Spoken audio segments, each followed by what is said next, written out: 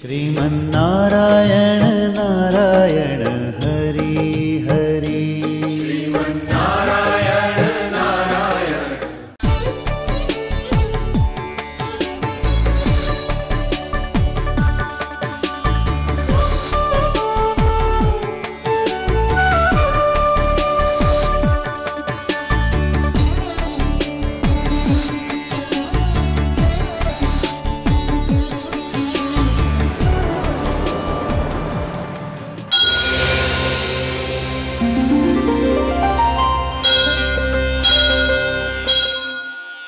ఈ కార్యక్రమం సమర్పిస్తున్నవారు అవార్డు గ్రహీతల మొట్టమొదటి ఏకైక original Thanjavur art academy, Kalasri Thanjavur art academy, door number 1164, near Panjagutta colony signals, Srinagar colony X road నుండి 9వ బిల్డింగ్, ఇండియన్ ఓవర్సీస్ బ్యాంక్ ప్రక్కన, హైదరాబాద్ 73.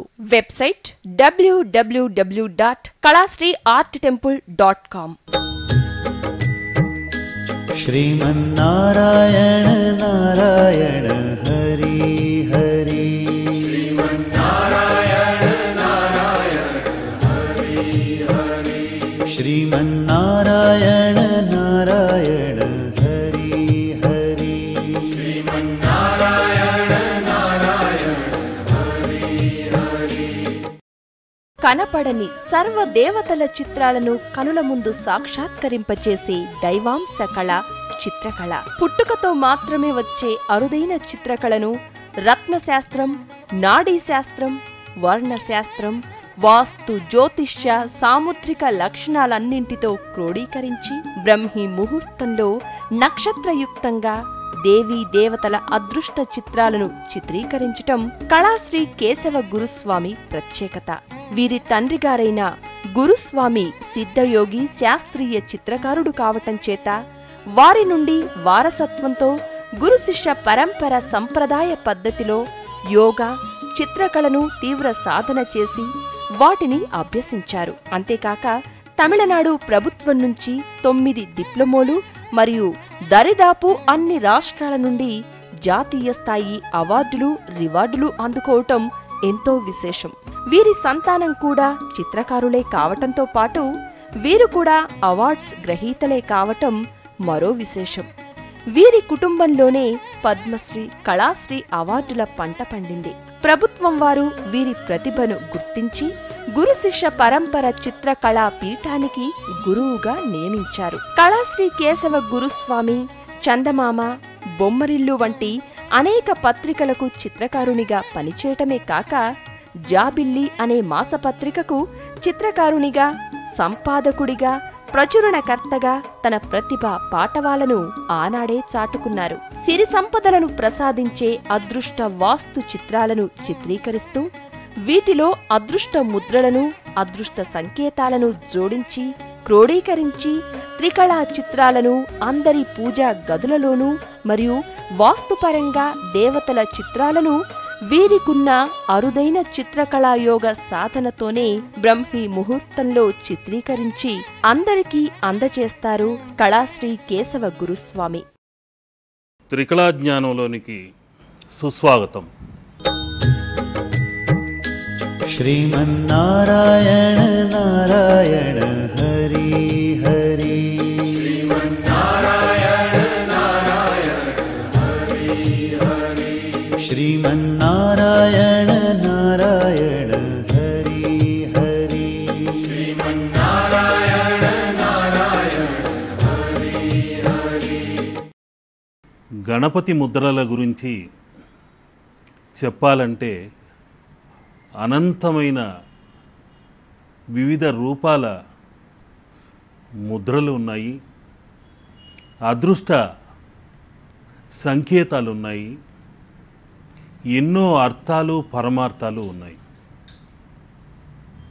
ఆ విఘ్నేశ్వరుడు మోదుక ప్రియుడు. మన ఇంట ఆయన వెలిసిన వెంటనే అవిఘ్నకరి అయి, శుభకరి అయి, శ్రీకరి అయి, లాభకరి అయి, సర్వ మానవాళికి అభయాన్ని వసుకుతూ శక్తికి ముక్తికి కారకుడై భక్తికి మోక్షానికి అధిదేవ నాయకుడై, నాయకుడే లేని నాయకుడై, వినాయకుడై మనల్ని ప్రసన్నవదనంతో దీవిస్తున్నాడు.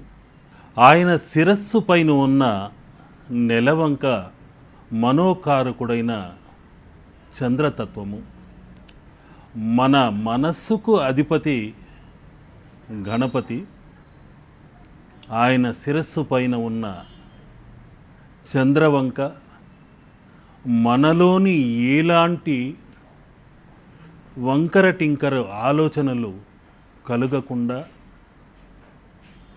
సక్రమమైన సుగమమైన అదృష్ట మార్గాన నడిపించేదే గణపతి యొక్క ముఖ్యమైన ప్రధానమైన ఉద్దేశ్యం.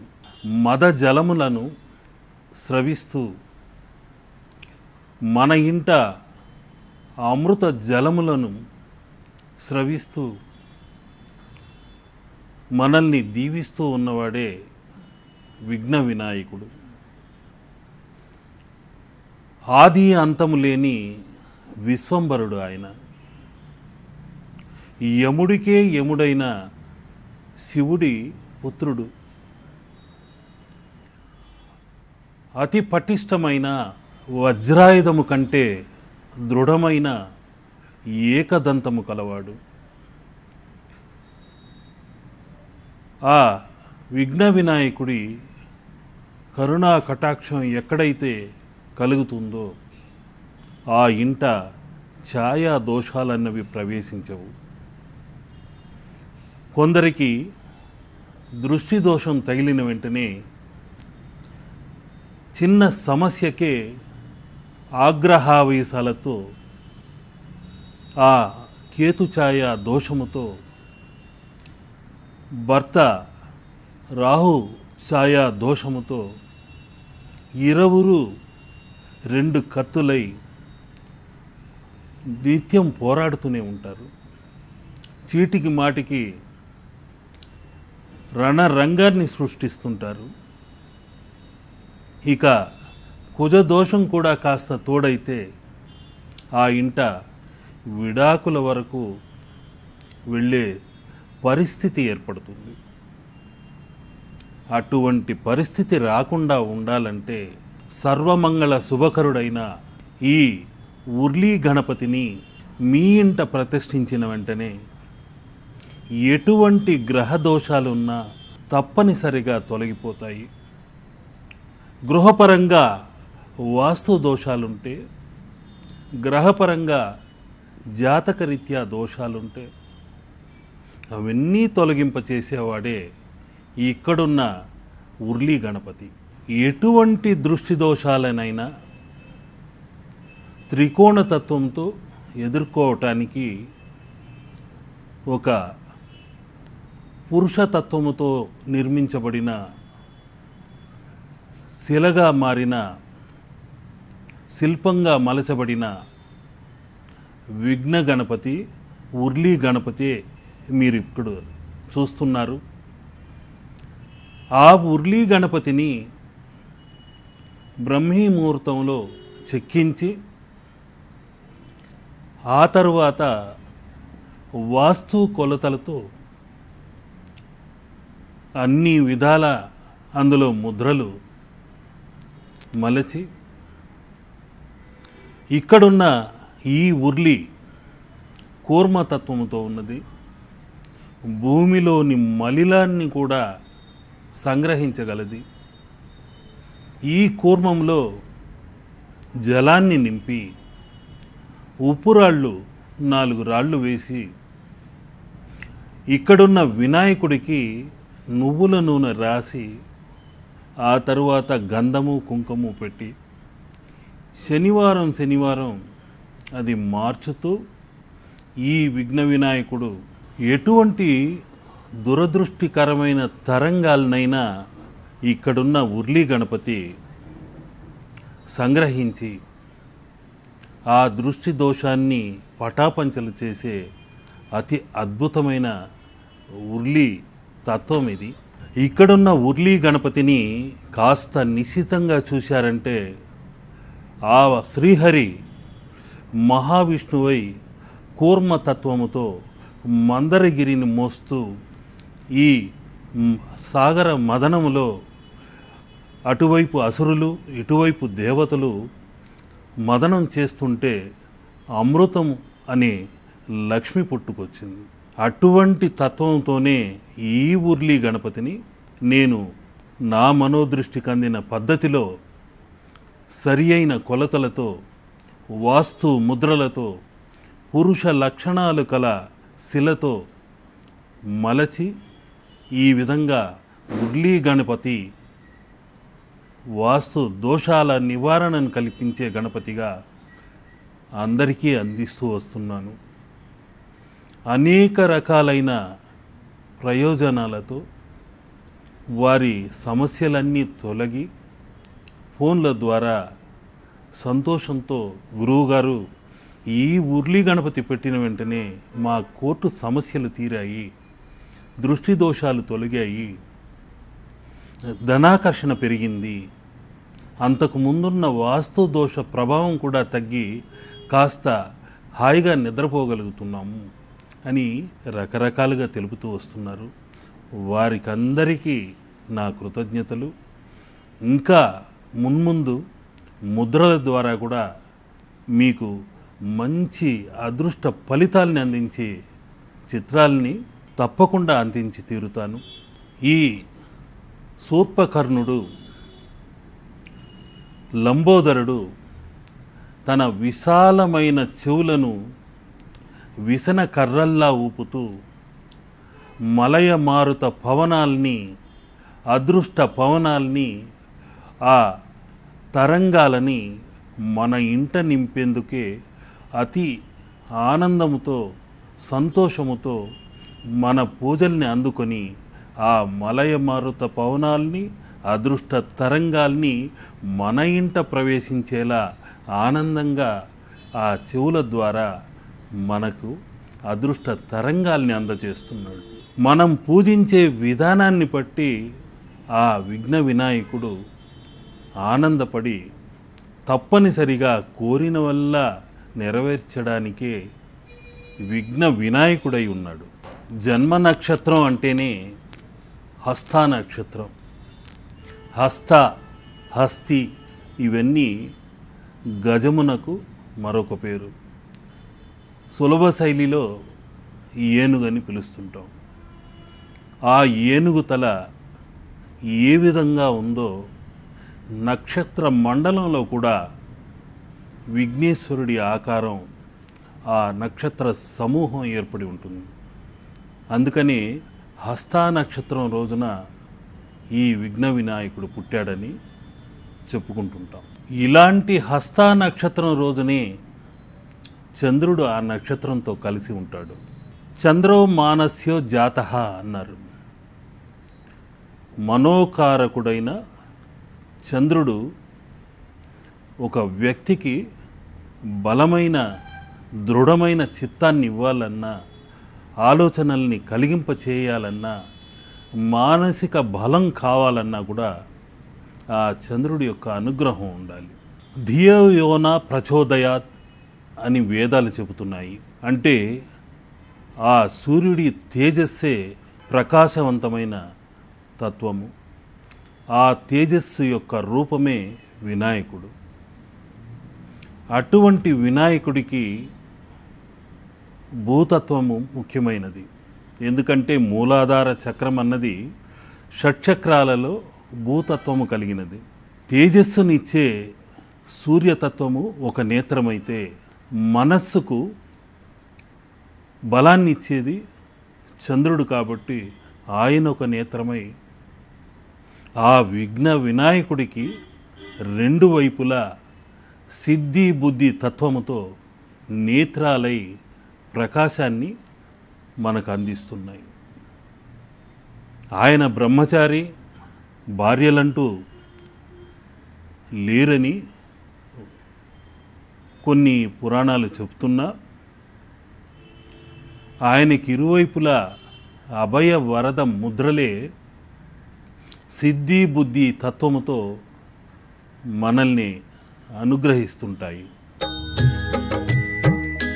श्रीमन्नारायण नारायण हरि हरि श्रीमन्नारायण नारायण हरि हरि श्रीमन्नारायण नारायण हरि हरि श्रीमन्नारायण नारायण हरि हरि ఈరోజు మనం చూస్తున్న ముద్ర ధాన్యాన్ని నిల్వ చేసిన గాదె ముద్ర. ఆ గాదె కూడా నిధి లాంటిది, రైతుల పాలిటి పెన్నిధి లాంటిది. అందుకని వినాయకుడి చేతిలో వరికంకి కూడా ఒక ముద్రగా చోటు చేసుకుంది. అతి పవిత్రమైన ఆహార ధాన్యం అది. ప్రతి ఒక్కరూ శ్రమించేది కూటి కోసమే. ఆ కూటి కోసమే కోటి విద్యలు మనిషి ప్రదర్శిస్తుంటాడు. అటువంటి ధాన్యాన్ని పూర్వం నుండి ఈరోజు వరకు రైతులు గాదెల్లో ఉంచి 2 భాగాలైన ఆ గాదెను నాగబంధంలాగా పేడతో మట్టితో దాన్ని బంధించడం జరుగుతుంది. ఆ గాదె కిందనే ఎలుకలు చేరుతుంటాయి. అటువంటి ధాన్యపు గాదె ఈ రోజున ధాన్యలక్ష్మి గణపతిగా మీకు సాక్షాత్కరించబోతున్నాడు. జయమంగళం భవ్య చారిత్రునకిద శుభమంగళం సకల జనపాత్రునకు జయమంగళం సర్వము నిండిన స్వామికి శుభమంగళం జయమంగళం శుభమంగళం. పసుపు, ఆవు పేడ, మట్టి ఇటువంటివి కలిపి దానిపై పూతగా పూసేవారు. అందులోని ధాన్యం చెడకుండా ఉండాలని ఆ విధంగా చేసేవారు. నిలవ ఉంచి ఆహారం లోటు లేకుండా అందరికీ పంచిపెట్టేవారు. జీవనోపాధికి గాను అమ్ముకొని బ్రతికేవారు. ఇప్పుడు మీరు చూస్తున్న ఈ ధాన్యపు గాదె ధాన్యలక్ష్మి తత్వమై లక్ష్మీ గణపతి అయి గాదె ముద్రగా వినాయక ముద్రగా ఏ విధంగా మారుతుందో చిత్రించి చూపిస్తున్నాను. ఈ గాథ కిందే ఎలుకలు కూడా చేరుతుంటాయి. మందారునకు జయమంగళం సంతతోద్ధారునకిద శుభమంగళం జయమంగళం శుభమంగళం శ్రీ మహాగణపతికి జయమంగళం.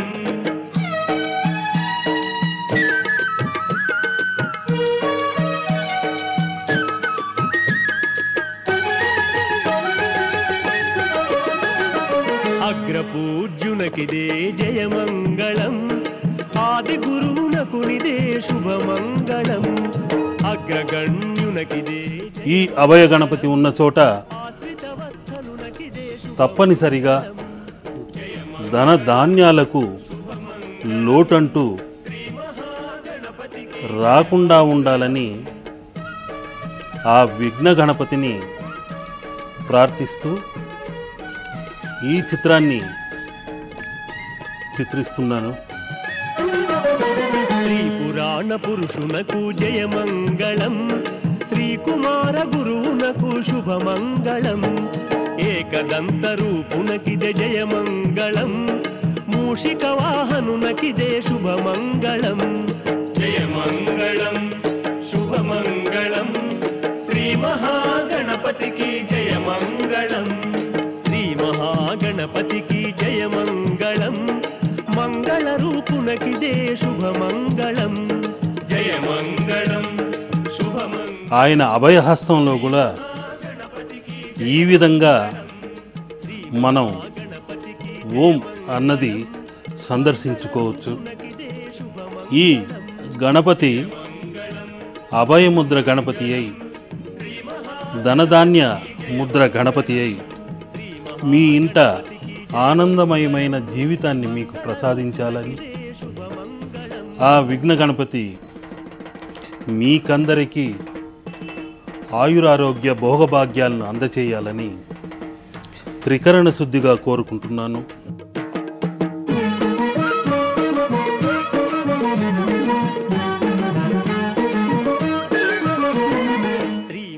ఈ గణపతిలో దాగిన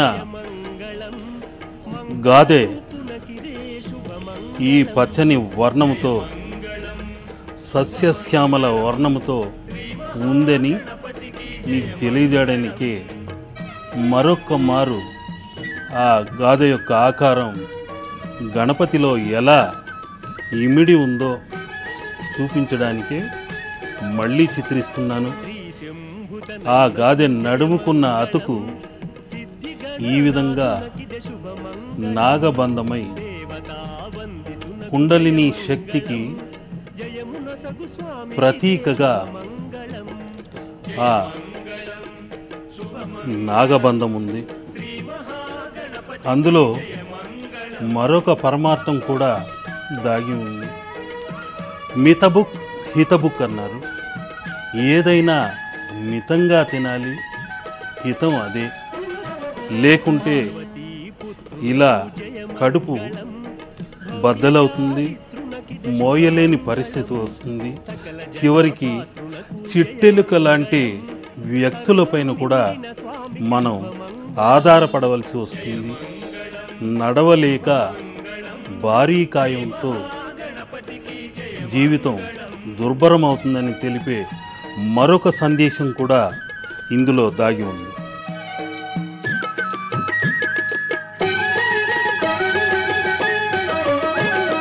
అంబికా తనయునకు జయమంగళం, ఆ మహావేల్పునకిద శుభమంగళం. విద్యల గురువునకును జయమంగళం, ఆద్యంతరహితునకిద శుభమంగళం. జయమంగళం శుభమంగళం, శ్రీ మహాగణపతికి జయమంగళం.